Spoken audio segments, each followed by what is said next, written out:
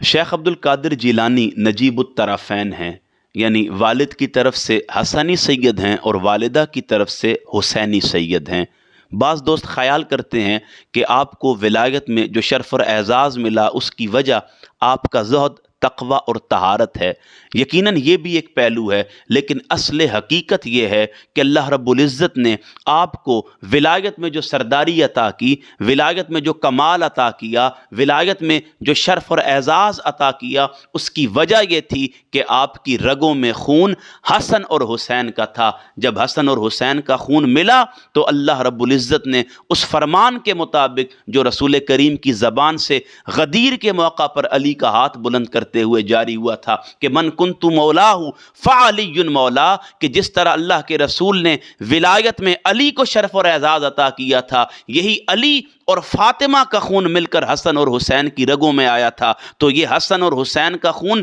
ملنا تھا کہ اللہ رب العزت نے ولایت کی وہ تاجداری جو علی کو عطا کی تھی، اس ولایت کا فیض عبد القادر کو اس حال میں عطا کیا کہ انہیں ولایت کا سردار بنا دی۔